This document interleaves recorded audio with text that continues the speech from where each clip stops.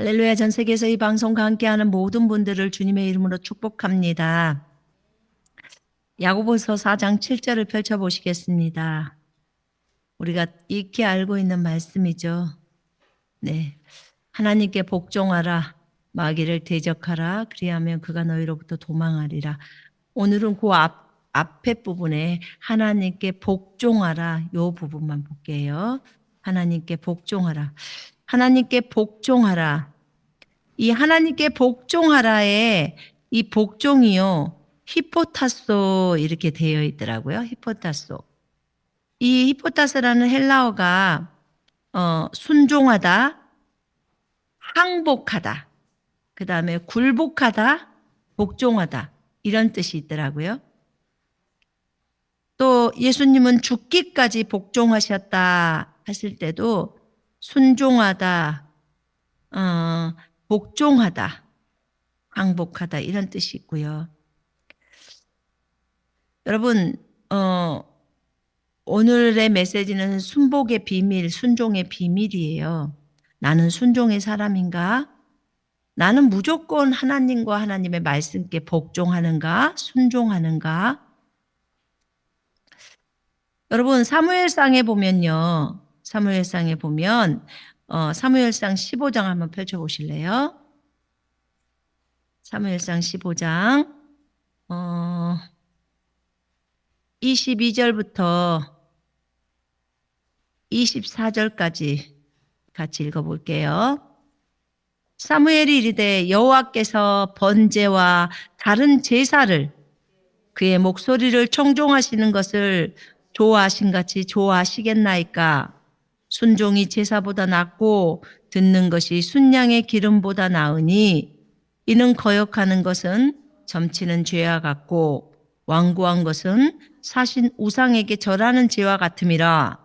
왕이 여호와의 말씀을 버렸으므로 여호와께서도 왕을 버려 왕이 되지 못하게 하셨나이다 하니 사울이 사무엘에게 이르되 내가 범죄하였나이다. 내가 여호와의 명령과 당신의 말씀을 어긴 것은 내가 백성을 두려워하여 그들의 말을 청종하였음이니이다. 이렇게 말했어요. 자, 여기에서 오늘 말씀을 볼 때요. 순종이 순복하는 거, 복종이 얼마나 중요한지를 나와 있어요. 자, 사울이 하나님께서 아말렉이랑 이런 사람들을 다 죽이라고 했는데 하나님께 제사하려고 양과 소를 안 죽이고 가져왔다는 거예요. 언뜻 보기엔 참 사울이 양과 소를 하나님께 제사하려고 가져왔다니까 굉장히 잘한 것처럼 느껴지는데 하나님은 전체를 다 죽이라고 했거든요. 그럼 여러분, 그건 앞뒤를 따지지 말고 하나님이 전체를 다 죽이라고 했으면 다 죽여야 하는 것이 마땅한 거예요. 근데 여기서 사울은 하나님을 생각해서 그런 게 아니고 백성들이 얘네들은 죽이지 맙시다 라고 했던 거예요.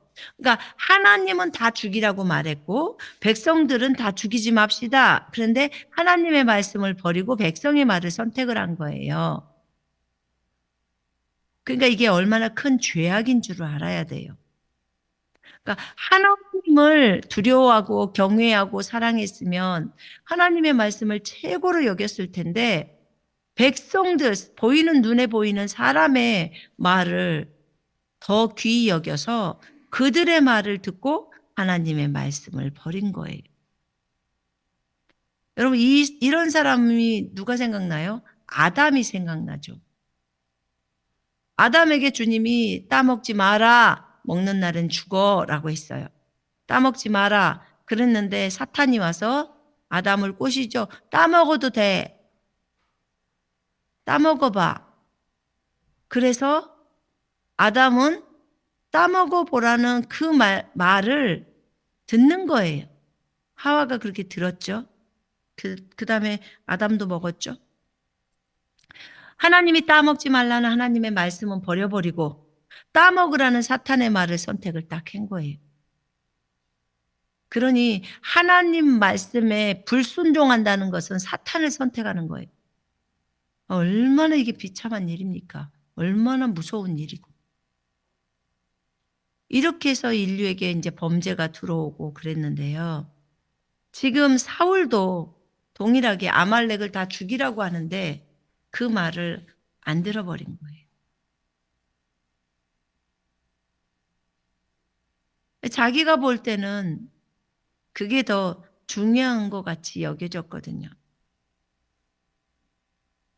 근데 하나님은 다 죽여라 그러면 다 죽여야 하는 거예요. 이 사울이 하나님의 말씀을 듣고. 제사 드릴 양이나 소는요, 그건 주님이 예비하시겠지. 주님이 다 죽이라고 했으면 다 죽여야죠. 근데 사무엘이 이렇게 말합니다. 여호와께서 번제와 다른 제사를 드리는 것이 당신이 제사 드리려고 이걸 남겨왔다고 하는데 하나님의 명령에 의하지도 않고 하나님의 명령을 불순종하고 이걸 남겨왔다고 하는데 하나님께서 이 제물을 받으시는 것이 그러니까 당신이 하나님께 제사를 드리는 것이 하나님의 목소리를 듣는 것보다 하나님의 음성에 순종하는 것보다 하나님께서 더 좋아하십니까? 아니지 않습니까? 지금 그 얘기를 하고. 하나님의 명령이 A로 떨어졌는데 A를 하지 않고 그냥 하나님께 예배를 드리겠다고 A를 진행하지 않아요. 그리고 예배를 드리는 걸 우선으로 해요. 근데 하나님은 요 A를 하라는 것이 더 중요하다는 거예요. 우리 입장에서는. 하나님 말씀하셨으니까 하나님께도 마찬가지. 그런데 우리는 우리의 기준에서 예배를 드리는 것이 더 좋다고 생각을 하는 거예요. 이렇게 양과 소를 끌고 와서 제사를 드리는 게 더 좋다는 거예요. 제사가 예배니까. 사무엘이 말하죠. 번제와 다른 제사를 그의 목소리를 청종하는 것을 좋아하신 것 같이 좋아하시겠나이까? 아주 한다는 거죠. 순종이 제사보다도 낫고 듣는 것이 순양의 기름보다 나으니 순종하는 것이 제사보다도 낫고 경청하는 것이 순양의 기름을 드리는 것보다 낫다고 합니다. 여러분 레이기에 보면 제사 제도가 있잖아요. 그때 주님은 기름을 태워드리는 것을 굉장히 좋아하세요. 그런데 순양의 기름, 그 기름을 드리는 것보다 하나님의 말씀에 경청하라는 거예요. 말씀을 듣고 순종하는 것이 이 순양의 기름을 드리는 것보다 더 낫다는 거예요. 맞죠? 하나님께는 순종이 예배보다도 더 중요합니다. 하나님 말씀에 순종하라는 거예요. 순종. 복종하라는 겁니다. 하나님의 음성을 듣는 것, 듣고 순종하는 것, 이게 무엇보다도 중요하다고 주님은 말씀합니다. 순종하다는 아까 의미가, 복종하다는 의미가 항복하다, 항복하다, 또 굴복하다, 순종하다, 복종하다 이런 뜻이에요. 주님 나 항복, 나 주님 말씀대로 온전히 따르겠나이다 이런 뜻이라고요. 온전히 따르겠다고. 근데 지금 사울은 온전히 따르지를 못했던 거예요. 그러면서 순종이 제사보다 낫고 듣는 것이 순양의 기름보다 나으니 이는 거역하는 것은 하나님의 음성을 듣지 않는 것은 거절해버린 것은 점치는 죄와 같고 점치러 가는 죄와 같은 거예요. 완고한 것은 순종을 안 하려고 완악하게 고집 피우고 있는 거 있잖아요. 그런 완고한 것은 사실 우상에게 절하는 죄와 같대요. 사탄에게 절하는 죄와 같아요. 사탄에게 절하는 죄와 같아요. 그 완고한 것이. 여러분, 음, 하나님의 말씀에 불순종하는 것은 그 죄악은 우상숭배의 죄와 같다는 거예요. 예수님은 죽기까지 순복하셨잖아요. 그죠? 예수님은 죽기까지 순복을 하셨어요. 예수님은 죽기까지 복종하셨다 이렇게 나와요. 자신을 죽음에 내어 드리기까지 아버지께 온전히 복종한 거예요. 아버지께 항복하는 거예요. 아버지께 굴복하는 거예요.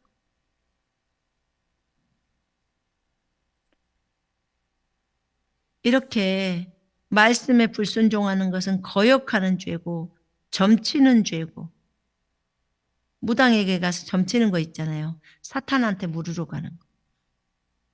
그 죄와 같다는 게 뭐 하는 게요? 불순종이에요. 그럼 불순종이라면은 자동 사탄 숭배가 돼버리는 거네요. 이렇게 무섭네요. 그죠? 그런 죄와 같다고 하는 거예요.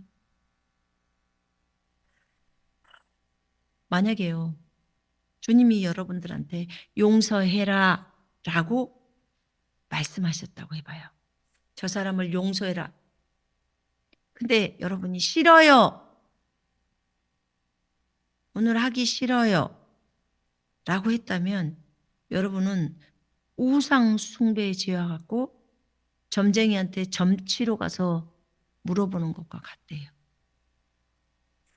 그러면 죄악이 커요, 안 커요? 엄청 커버려요. 엄청 커요. 가서 미안하다고 사과해라.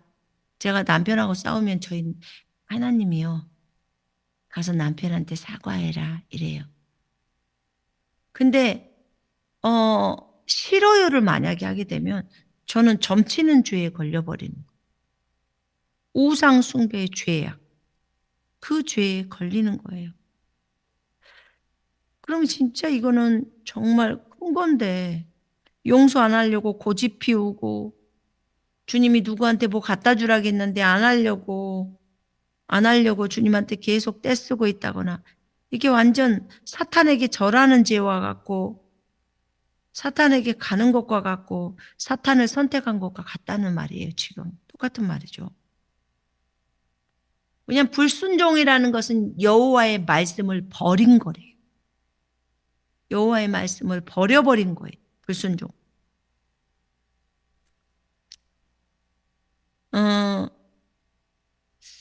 우리가 어떤 말에 순종을 하고 어떤 말에 불순종을 하고 나는 어느 부분에 있어서 순종이 안 되는 걸까? 한번 생각을 해봐야 돼요. 주님이 이렇게 말씀하셨는데 그 말씀에 내가 불순종하고 있는 것은 무엇일까? 자신을 좀 점검해 봐야 돼요. 여러분, 제가 이번에 묵상을 하다가 그리스도의 장성한 분량에 가려면 어떻게 해야 될까? 그리스도의 장성한 분량은 어느 만큼일까? 한번 생각을 해보았어요. 그건 예전에 주님이 알려줄 때 하나님에 대한 절대 신뢰야 라고 알려주셨어요. 하나님에 대한 절대적인 신뢰. 누구처럼? 요셉처럼. 하나님에 대한 절대적인 신뢰. 그거는 어떤 걸까요? 하나님을 신뢰할 수 있는 상황에서는 누구도 다 신뢰해요. 근데 하나님을 신뢰할 수 없는 상황 가운데서 하나님을 신뢰하는 것이 진짜 신뢰를 하는 거예요. 그러니까 하나님을 오해할 수 있는 어떤 상황에서도 하나님을 절대로 오해하지 않고, 하나님을 오해할 수 있는 어떤 상황이 있어요. 그 상황에서도 하나님을 절대로 오해하지 않고 하나님께 불평이나 불만을 품지 않고 하나님이 하시는 모든 일이 옳으시고 하나님이 하시는 모든 일이 선하시고 하나님이 하시는 모든 일이 신실하시고를 믿는 거예요. 그러면서 나를 위해 나를 위해서 안배하신 환경이라는 사실을 믿는 거예요. 그러니까 조금 일도 하나님에 대해서 불평이나 불만을 품지 않는 거예요. 일도 불평이나 불만을 품지 않고 하나님이 하시는 모든 일이 옳으시고 선하시고 신실하시고 나를 위해서 안배가 된 환경이구나를 믿는 거예요. 그래서 말씀을 따라 주님을 사랑하면서 주님을 온전히 믿고 신뢰하면서 그렇게 예수님처럼 걸어가는 거예요. 이걸 주님은 또 동행이라고도 말씀하시더라고요. 동행. 순종 이꼬르 동행. 순종은 곧 동행이야. 그러니까 하나님의 말씀에 순종이 하나님과 동행이 되는 거예요. 하나님의 말씀을 계속 거절하는데 어떻게 하나님과 동행을 해요? 우리가 생각해봐도 그러잖아요. 하나님과 동행하려면 하나님의 뜻이나 의견을 따라야 되잖아요. 그분의 말에 순종해야 되잖아요. 그래야 하나님과 동행을 하죠. 하나님과 거슬려서 계속 하나님을 반대하고 가면 하나님과 동행이 돼요? 그럼 불가능하죠. 봐봐요. 어떤 상황 속에서도 하나님을 오해할 수 있는 상황일지라도 하나님을 절대로 오해하지 않고 하나님한테 불평, 불만 그런 거 품지 않고 하나님이 하시는 모든 일이 옳으시다. 하나님이 하시는 모든 일은 선하시고 하나님이 하시는 모든 일은 신실하시다.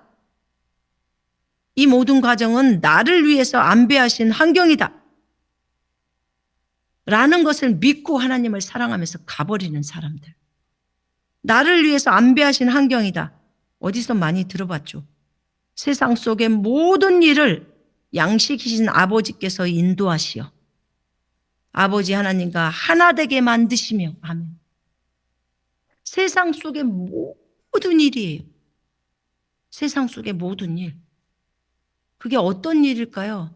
위기를 만나는 일 또는 기쁨을 만나는 일, 질병을 만나는 일 또는 건강을 만나는 일, 모든 상황이에요.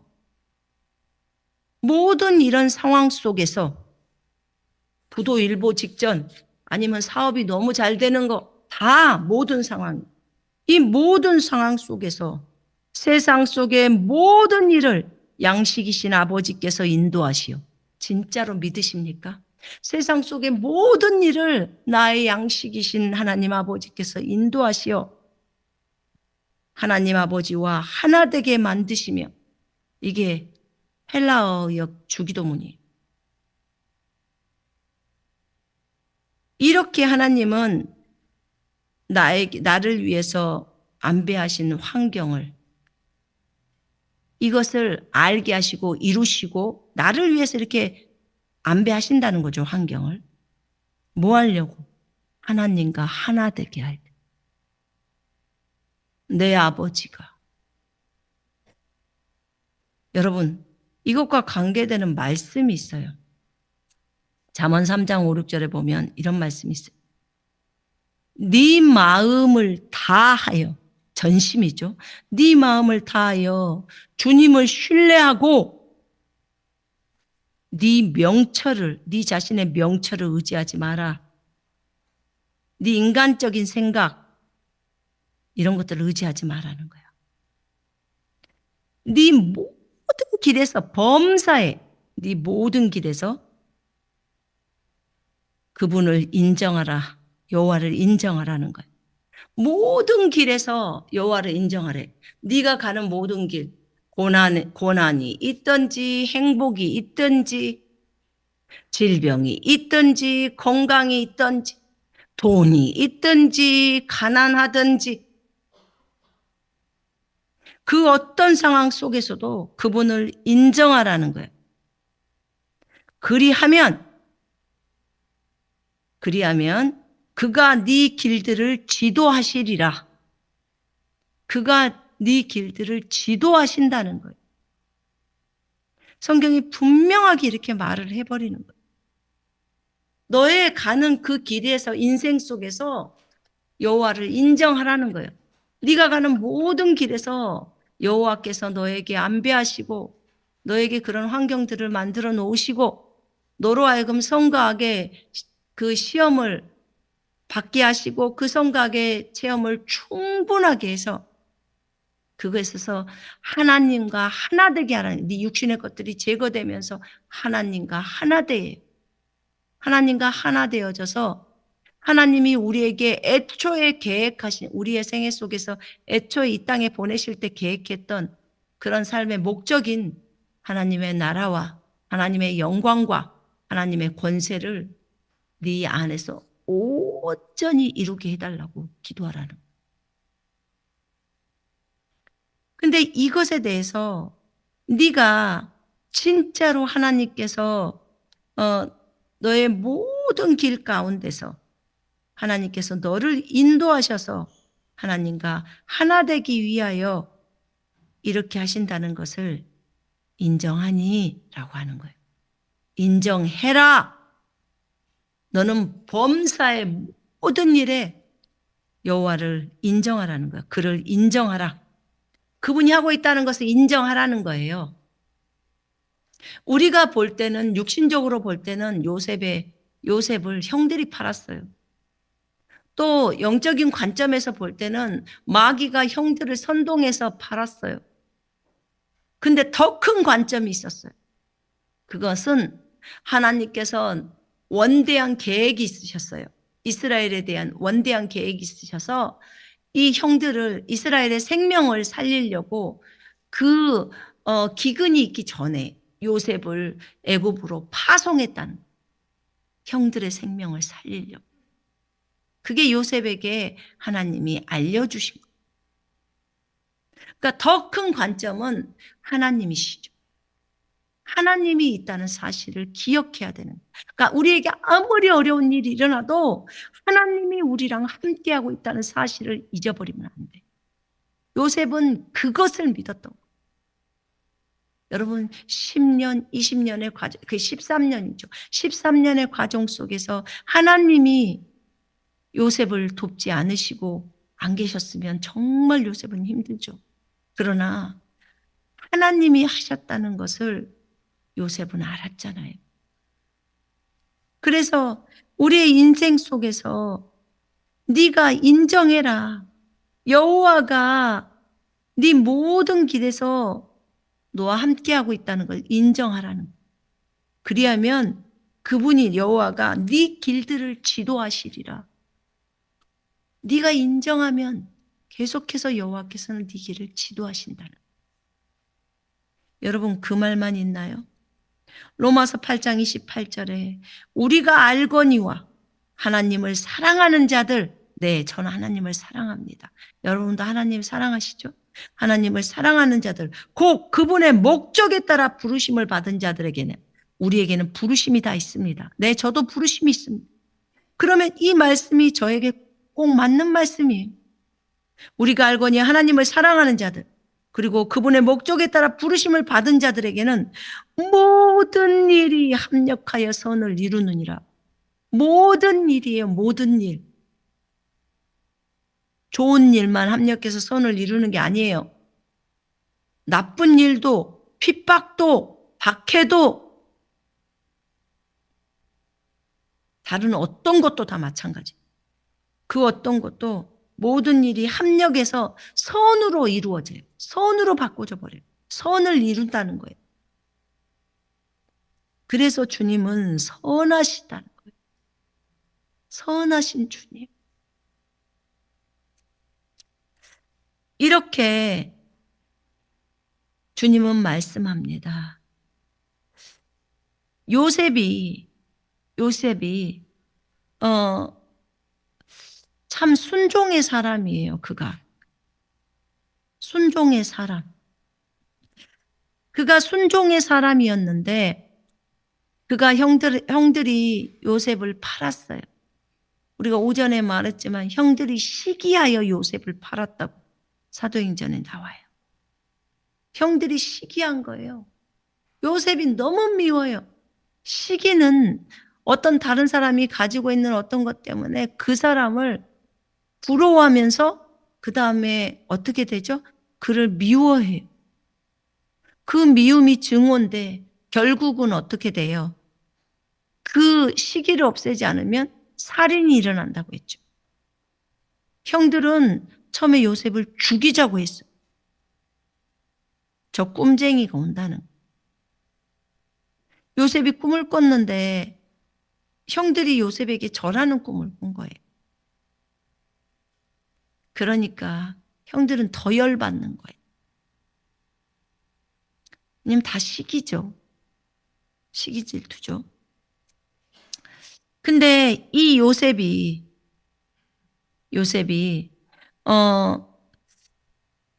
형들에게 갔을 때 형들이 팔잖아요. 노예로 팔아요. 노예로 팔아서 그 보디발레 집으로 옵니다. 근데 보디발레 집에 와가지고 그가 인생 속에서 잘 풀리는 것 같았지만 노예가 하루 종일 얼마나 고됩니까? 아침부터 저녁까지. 정말 하나님 앞에서 훈련을 받는 거예요. 우리는 이제 그것을 알죠. 아, 하나님께서 허락하신 환경이고 나를 이곳에서 훈련시키셔서 이곳에서 잘 다듬어질 수 있도록 하려고 하시는구나를 알죠. 그러나 그것을 모르고 있었던 요셉이었잖아요. 형들에 의해서 인신매매로 팔린 거예요. 그것만 생각해도 요셉은 너무 형들이 미웠을 거예요. 속상해. 내가 형들의 원수를 갚을 거야. 내가 형들에게 원수를 갚을 거야. 이런 생각을 했을 수도 있어요. 근데 그 요셉이 그런 형들이 믿고 원수를 갚겠다는 이 모든 것에 있어서 하나님이 원하시질 않죠. 왜냐하면 이건 하나님의 계획 속에 또 있었으니까. 어떻게 하면 요셉을 훈련하지 하셨을 거예요. 그런데 그 형들이 미워하기 때문에 형들이 파는 것에 있어서 팔고, 그러나 하나님은 그것을 허락한 거죠. 하나님이 허락 안 하면 팔릴 수가 없어요. 머리털 하나도 손댈 수가 없는데 하나님이 허락한 거예요. 왜 허락하셨을까요? 하나님은 목표가 있었어요. 이스라엘을 민족적으로 그들을 태동시키려고 하는 거예요. 이스라엘이란 민족을 태동시키려고. 그래서 먼저 이집트라는 나라를 선정하시고 이집트에서 이스라엘 숫자가 엄청나게 많게 불어나게 많이 아이들이 태어날 수 있도록 그렇게 한 거죠. 그렇게 해서 결국은 출애굽을 시킬 생각을 갖고 계시는 거예요. 애굽에서 나와서 하나님이 약속하신 아브라함에게 약속하신 젖과 꿀이 흐르는 땅으로 가라고. 그렇게 하고 모세도 주님이 생각하고 계셨고, 그래서 모세도 훈련을 받아야 되기 때문에 미리 쫓겨나서 미디안 땅으로 가게 해서 허락된 거죠. 열심히 양들을 양치기로 훈련을 하다가 40년 후에 이 때가 차니까 딱 부르죠. 하나님 다 계획이 있으신 거예요. 요셉은 요셉대로 이집트의 총리가 되어야 이 모든 것들이 가능하거든. 야곱이 이집트로 온 것도 요셉이 총리가 되었기 때문에 온 거죠. 이사를. 그 가족들이 전체가 70명이 다 들어올 수 있는 것도 마찬가지고. 그리고 기근이 그때 일어났기 때문에 이집트에 양식이 있어서 다 들어올 수밖에 없는 상황이에요. 근데 하나님께서는 이건 미래를 보시잖아요. 미래를 보시고 이제 이 일들을 진행해 가시는 거죠. 요셉이 형들을 미워하려고 할 때 주님이 미워하지 마라 라고 했을 거예요. 이건 다 계획이 있다. 내가 너를 총리시키려고 해. 총리시키려고 이집트로 데리고 들어왔어. 어디 총리를 하려고? 이집트 총리하려고. 내가 언제 가나안 땅에서 총리한다는 말은 안 하지 않았니? 이집트 그 큰 나라, 지금으로 말하면 미국보다 더 큰 나라죠. 그 나라의 총리를 시키려고 하는 거예요. 그렇게 했단 말이에요. 근데 그가 요셉이 그렇게 해서 이제 그 집에서 잘 되는가 싶더니 웬일인 걸 그 아내가 이제 고발을 하죠. 요셉이 자기와 동침하려고 했다고. 지가 그래놓고 거짓말로 하는 거예요. 누명을 딱 씌우는 거예요, 요셉에게. 요셉의 입장에서는 엄청 억울하죠. 일반적으로 그리스도인들 중에 그 대부분의 사람들이 가장 힘들어하는 것이 내려놓음 중에서 억울함이래요. 억울함. 근데 억울함은 내가 안 했는데 그러니까 정말 너무너무 속상하잖아요. 근데 요셉이 감옥에 갑니다. 이 일로. 그 주인의 부인을 꼬셨다는 것 때문에. 근데 전혀 꼬시지도 않았고 같이 잠도 자지 않았어요. 여자가 동침하자고 붙으니까 자기 옷 옆에 있던 거 놔둬버리고 그냥 나와버린 그런 죄에 안 빠지려고. 하나님을 두려워했기 때문에. 그런데 이 요셉이 감옥에 갇혀서 시편 105편을 보면 쇠고랑을 차고 발에 세족쇠를 차고 제수들을 섬겼어요. 왕의 제수들을 섬기게 하신 거예요. 요셉은 하나님께 원망이나 불평도 할 수 있었어요. 하나님 어찌하여 나에게 이 환경을 허락하셔서 내 아버지 야곱이 있는 곳에 갈 수도 없고 그렇다고 불평할 수도 있었어요. 하지만 요셉은 불평하지 않았어요.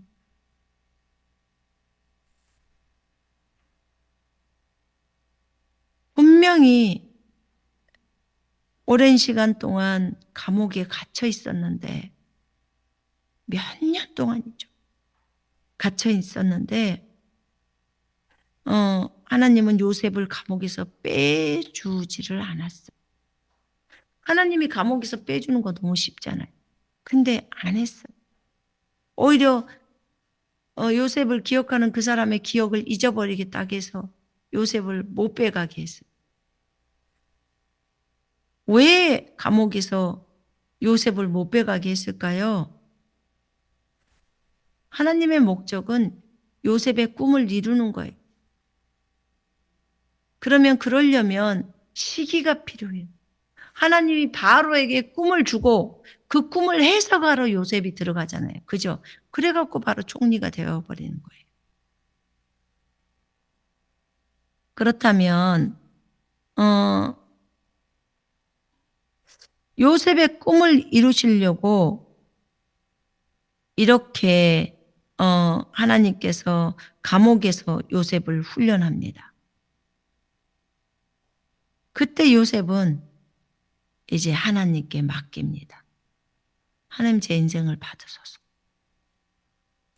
하나님이 나를 보냈다고 하니 인간적으로 생각하는 것은 다 없애버리겠습니다. 그리고 요셉은 하나님께 맡겼습니다.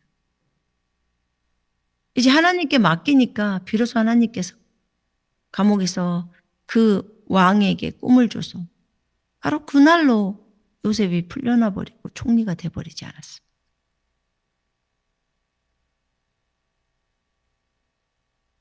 이렇게 하나님의 계획이 있어요. 요셉은요, 예수님을 예표하는 자예요. 그러면 예수님이 앞으로 어떻게 하시는 것을 요셉의 삶을 통해서 볼 수 있어야 돼요. 요셉이 형들을 용서했죠. 또 형의 자식들조차도 다 양육하겠다고 이렇게 얘기하는 요셉이에요.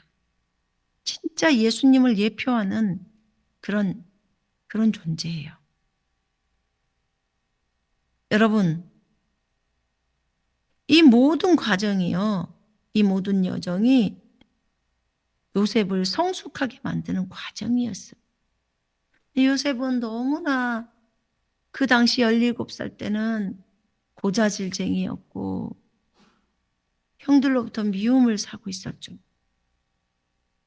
근데 이런 모든 과정, 이집트로 끌려가고 노예로 팔려가고 또 그곳에서 일이 있고 또 감옥에 갇히게 되고 쇠고랑 차고 죄수들을 섬기고 이렇게 하면서 그는 성숙해 가져요. 이게 요셉으로 하여금 성숙하게 만드는 과정이었고요. 이 과정 속에서 하나님을 깊이 더 알아가요. 그분을 신뢰하면서 사랑하면서 요셉을 빚는데 선수이신 하나님, 요셉을 빚지는데 선수이신 토기장이신 아버지를 생각하면서 그분께 온전히 순종하는 거예요. 여러분 시간이 지나면요. 왜 주님이 그렇게 하셨는지는 알아져요. 주님 말씀하시고. 그 당시에는 말씀 잘 안 해주시려고 하시는 경우도 있어요. 왜냐하면 이해를 못하니까. 그래서 시간이 지나면 알아져요. 참으로 이해가 되고 아버지가 정말 잘하셨다고 또 이렇게 말을 하게 돼요. 아버지 정말 잘하셨어요. 여러분 다윗을 한번 볼까요? 다윗은 하나님께 순종했던 것. 다윗이 순종했던 것처럼 요셉이 순종했던 것처럼 우리도 그렇게 순종하면서 가야 되거든요. 다윗에게 하나님이 요구가 뭐였냐면 기름 부음 받은 자에게 손대지 마라 이거였어요. 근데 다윗의 장인인 사울은 계속해서 다윗을 죽이려고 쫓아다녔어요. 이런 상황 속에서 하나님은 죽이지 말라고 하고 저 장인은 계속 다윗을 죽이려고 쫓아오고 어떻게 해야 될지를 모르는 거예요. 이런 상황 속에서 주님의 요구는 죽이지 마라 거예요. 그래서 다윗은 죽이지 말라고 했기 때문에 도망 다닙니다. 도망 다녀요. 한번 생각해 봐요, 여러분. 이런 상황 속에서 하나님께 순종하는 건데, 순종은 어떻게 해야 하는 것일까? 이걸 이제 고민하면서 생각해 보게 됐어요. 당연히 도망 다녀야지. 오랜 시간 동안 도망자였어요. 1년만 도망자여도 진짜 힘들어요. 근데 몇 년을 한 거예요. 봐봐요. 다윗도요. 하나님은 다윗이 예수님을 예표하는 왕이 되기를 기뻐하셨어요. 그래서 예수님도 다윗의 후손으로 오잖아요. 그죠? 그리고 하나님은요. 다윗이 직접 장인을 죽이지 않기를 원했어요. 장인을 죽이지 않고 하나님의 말씀에 복종하기를 원했어요. 어떻게? 주님 손에 맡기는 것. 주님 손에 맡기는 순복, 복종하라는 거예요. 그것으로 다윗을 훈련했어요.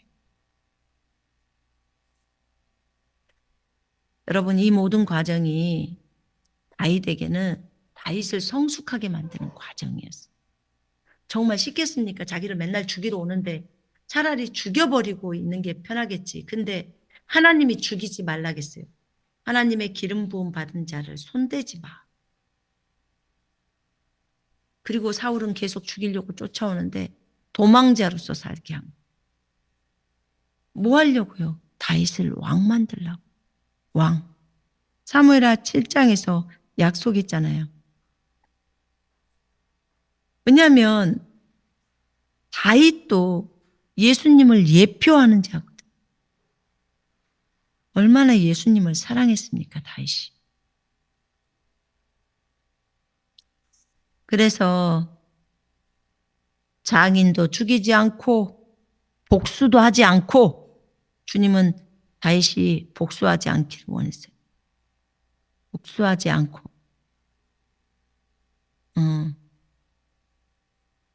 주님의 손에 온전히 순복하는 자, 그런 자로 다윗도 훈련된 거예요. 여러분, 이것은요, 다윗이 이 과정 속에서 성숙해 가는 과정이고, 이 과정 속에서 더 깊이 하나님을 아는 그런 과정이었고요. 또 그분도 또 다윗을 신뢰해서 다윗을 빚으시죠. 다윗을 빚으시는데 토기장이신 아버지가 다윗을 빚어요. 얼마나 아름답게 빚어졌겠습니까? 많이 빚어졌죠. 그리고 그렇게 하면서 그분의 말씀에 온전히 순복하는 거예요. 복종하는 거예요. 순종하는 거예요. 시간이 지나면 다 알아지기 때문에. 아버지가 참으로 이해되고 아버지가 잘 하셨다고 이제 생각이 드는 거죠. 아버지 정말 잘하셨어요. 여러분, 이 다윗이나 요셉을 생각할 때요, 이들이 하나님께 집중했어요. 자기 자신께 집중하지 않고 하나님이 무엇라고 말씀하셨는지에 따라서 그대로 실행하려고 애를 썼던 사람. 성경 잠언 말씀에 보면 사람의 길들은 여호와의 눈앞에 있대요. 그가 사람의 모든 길들을 살펴보시느니라. 잠언 5장 21절이에요. 그가 사람의 모든 길들을 살펴보신다는 거예요. 이렇게 다윗이나 요셉은 예수님을 예표하고 있어요. 하나님은 다윗이 어떻게 행동하는지를 보신 거예요. 요셉이 어떻게 행동하는지를 보신 거죠. 여러분, 우리가 이 삶을 보면서 순종이 제사보다 낫구나. 그리고 내가 하나님께 순복한다는 것은 하나님의 말씀을 지키는 거야. 그리고 범사의 주를 인정하는 거야.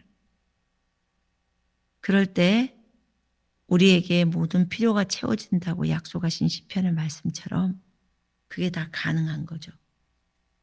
사람의 길들은 여호와의 눈앞에 있으니 그가 사람의 모든 길들을 살펴보시느니라. 아멘. 우리는 요셉처럼 다윗처럼 그리고 무엇보다도 예수님처럼 걸어가야 돼요. 예수님처럼. 여러분, 우리 주변에 보면 사람들이 굉장히 뭐라 그럴까요? 하나님의 음성에 순종하기보다는 세상의 방식을 따라 걷는 사람들이 되게 많잖아요. 그럴 거예요. 근데 왜 핍박하는 사람들, 그런 사람들을 우리 주변에다 하나님이 허락하셨을까? 왜 나를 싫어하는 사람들 또는 나를 미워하는 사람들, 나를 인정해 주지 않는 사람들, 그런 사람들을 왜 내 주변에다 안배시키셨을까요? 이걸 한번 생각해 보셔야 돼요.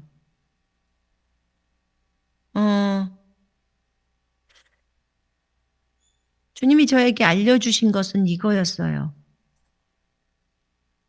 내가 너의 모든 환경 가운데서 너를 위해서 너를 빚으려고 안배하고 있다는 것을 알고 있니? 예, 알고 있습니다. 그러면 네가 오늘도 살고 숨쉬고 그리고 주님이 시키신 일들을 또 감당하면서 걷는다는 거예요. 근데 그런 사람을 배치시키지 않으면 우리는 깨어 있어서 갈 수가 없대요.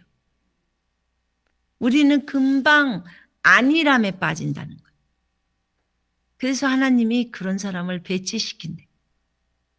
그런 사람들과 함께 있게 해서 정말 나로 하여금 정신을 차리게 하고, 그래서 하나님 앞에서 잘 이겨내면서 부르심을 완수하고 끝까지 갈 수 있게 하려고 하시는 거예요. 왜 저 자매가, 왜 저 형제가, 옛날 같았으면 진작 내보냈을 수도 있는 분인데 안 내보내져 있어요. 그러면 그런 사람들은 자기 자신을 돌아봐요. 자기 자신을 돌아보셔야 합니다. 이렇게 내가 정신을 차리고 잘 감당할 수 있도록, 그래서 하나님께서 이런 환경들을 마련해 놔요. 또 하나님의 아들들이라는 말을 듣기 위해서 하나님께서는 선인과 악인 위에 태양과 비를 내려주시는 것처럼 우리도 너희를 저주하는 자를 축복하고 너희를 미워하는 자에게 잘해주고, 그게 적어져 있어요. 여러분, 우리가 왜 그래야 될까요? 예수님이 우리 안에 계시니까요. 예수님을 닮아가야 하니까요. 예수님을 닮았다라는 건 뭐예요? 그리스도의 장성한 분량에 이르렀다는 말. 그래서 예수님, 우리의 본은 예수님이에요. 주님은 저들한테 대항하지 말라고 하더라고요.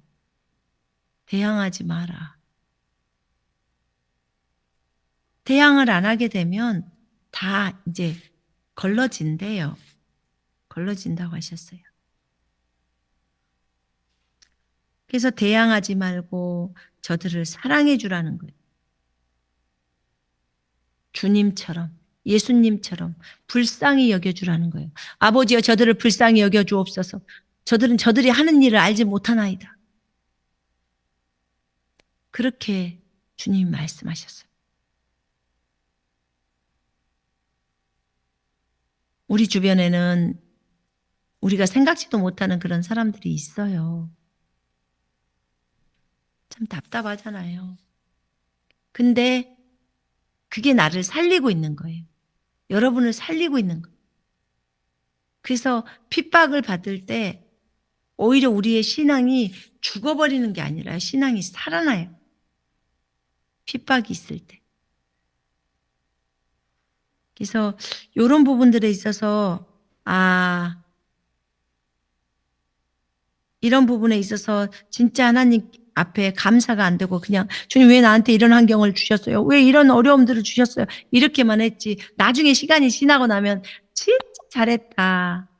그런 생각이 있잖아요. 죽음의 관 문제가 넘을 때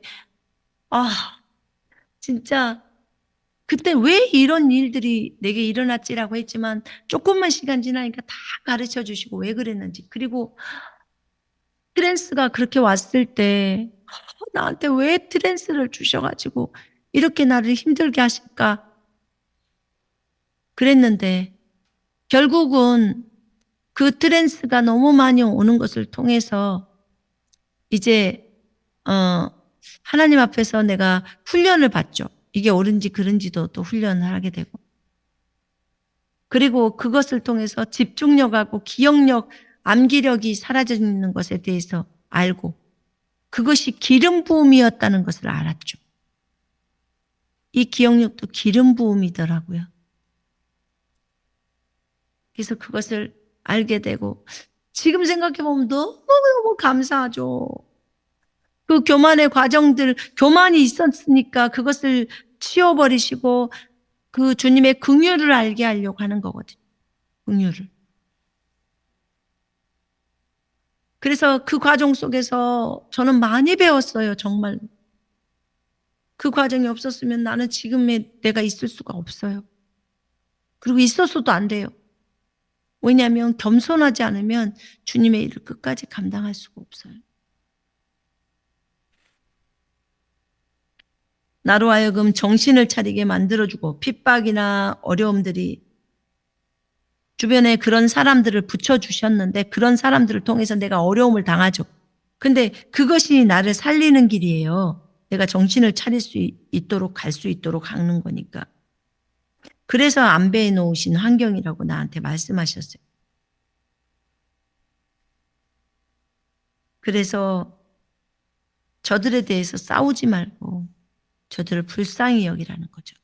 주님의 요구가. 자, 이런 것들을 볼 때요. 아, 그래. 하나님께서 그렇게 말씀하셨다면 그래야지. 그리고 우리 보고 예수님을 닮아가라고, 예수님은 죽기까지 복종하셨다고 하는데, 그럼 완전히 나도 주님 앞에 항복하며 죽기까지 복종해야 되겠구나. 네, 맞습니다. 그래서 이런 과정 속에서 하나님이 나에게 이런 종류의 사람들을 붙여놨구나. 하나님 감사합니다. 제가 깨지겠습니다. 그냥 기억력, 집중력 안 돼가지고 제가 힘들어서 있는데 제가 깨달은 건 뭐였냐면요. 이 기억력이나 집중력도 전부 주님으로부터 온 기름 부음이었구나를 가르쳐 주셨어요, 성령님. 아, 그렇군요. 그래서 하나님이 가르쳐 주시는 거예요. 그 과정 속에서 제가 배웠다고 했잖아요. 기억력과 집중력이 전부 주님으로부터 왔고, 그러니까 내 것이 없어. 주님의 것이었어. 그러니까 모든 것이 주님께로부터 와서 여기 있다가 주님께로 돌아간다는 그 로마서의 말씀이 이루어지는 거예요. 그렇구나. 내가 이 부분을 참 소홀히 했구나. 알게 된 거였죠. 그래서 집중력에 대해서도 기억력에 대해서도 하나님께 엄청 감사가 됐어요. 아버지, 내가 교만했습니다. 이것이 내 것인 것 마냥 10시간씩 기도하고 10시간씩 집중하고 하는 것도 다 가능했었는데 이제는 그게 좀 안 돼서 하나님, 내가 더 주님을 의지하고 더 주님께로 가까이 향해서 그렇게 주님께 묻고 할 수 있도록 인도해 주신 건 너무 감사하다고 전했어요. 하나님 감사해요. 정말 감사해요. 때로는 우리가 이해가 안 되죠. 이해가 안 될 때가 있어요. 그런데 이해가 안 되더라도 주님이 원하시는 길을 가야 하는 것이 마땅한 거예요. 그래야 우리가 정신을 차리고 이 땅에서 실수 안 할 수가 있어요. 하나님께 감사드립니다. 모든 것이 은혜예요. 그런 사람 없으면 핍박하는 사람 없거나 우리를 싫어하는 사람 없으면요. 우리 나태해져요. 우리 거기까지 끝까지 부르심을 못 이룰 수 있어요. 그래서 그런 사람들이 우리한테는 필요해요. 정말 필요합니다. 그걸 생각하시고 아, 나를 예수 닮게 하려고 하셨구나. 예수님이 아버지께 죽기까지 복종하신 것처럼 우리도 죽기까지 복종하게 하시려고 이런 환경들을 안배하셨구나. 주님 감사합니다. 하는 거예요. 순종은 동행이라고 했어요. 하나님과 동행. 우리가 주님과 동행하는 그런 사람이 되기를 원합니다. 기도하겠습니다.